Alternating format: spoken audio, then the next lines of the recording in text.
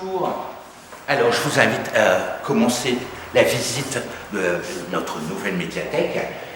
D'abord avec cet espace qu'on appelait l'actu, où on peut lire, se détendre, lire la presse, les revues auxquelles on est abonné.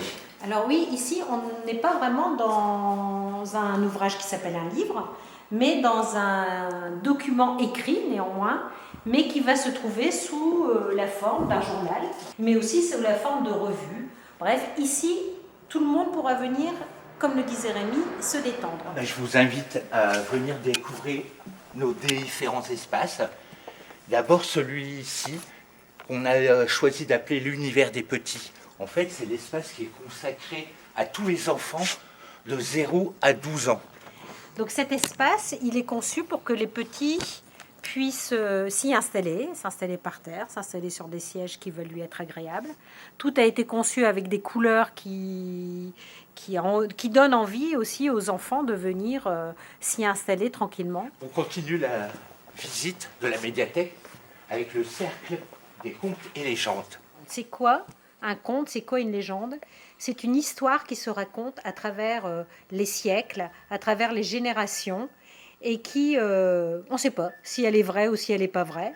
Généralement, c'est de la fiction, mais en fait, on n'en sait rien, puisqu'elle se raconte. C'est comme ça que la légende du roi Arthur, par exemple, c'est une légende qui traverse et qui a été déclinée de plein de manières, en film, en histoire.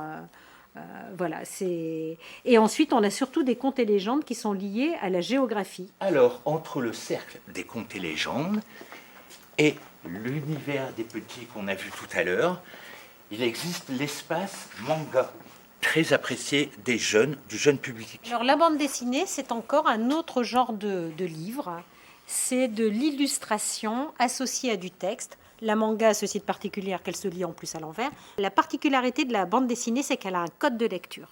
C'est-à-dire qu'elle se lit dans un sens et elle a des codes, c'est-à-dire qu'on peut imaginer la personne qui lit en fonction de la forme de la bulle. Généralement, ça laisse de la place aux onomatopées pour donner de la vie à l'histoire qu'on est en train de lire. Alors, on poursuit la visite.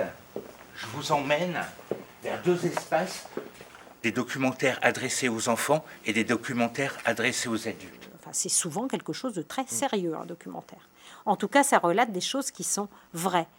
La particularité du documentaire, c'est généralement, il a une durée de vie, puisque ça peut être très daté. Nous voilà dans les rayons Le Monde des Grands. On est dans la fiction. Tout ce qui est roman, tout ce qui est roman policier, tout ce qui est roman fantastique ou de science-fiction. C'est une fiction, par définition, c'est toujours faux. C'est une histoire inventée par son auteur. Même si l'environnement de la fiction, il est vrai parce que l'auteur s'est documenté. Si on prend un roman historique, parce qu'on a aussi des romans historiques, si on prend un roman historique, l'auteur se sera renseigné sur l'époque historique et dedans, on trouvera des choses vraies pour l'époque. Mais l'histoire en elle-même, elle est toujours inventée.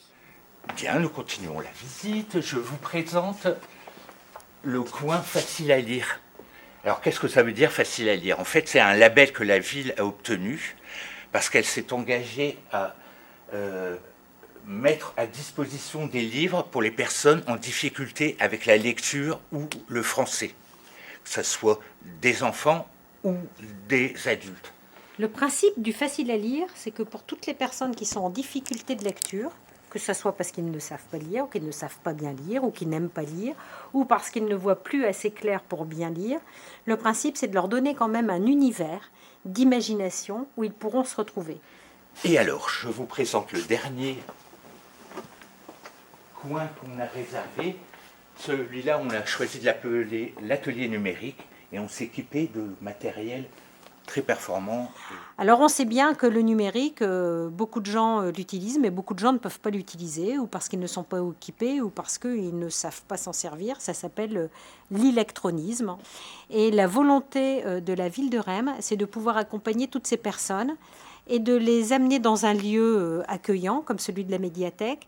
Et dans cet atelier numérique, il y aura des formations, il y aura un écrivain public numérique qui viendra accompagner toutes les personnes dans leur démarche ou tout ce qu'ils souhaitent faire à partir de cet outil. Et la nouveauté, chaque adhérent aura sa carte qu'il insérera, il posera ses livres, automatiquement seront enregistrés les frais. Donc la médiathèque de Rheims, aujourd'hui, elle a été complètement revue, elle a été complètement repensée pour être un lieu, d'abord et avant tout un lieu de vie, pour découvrir le monde du livre.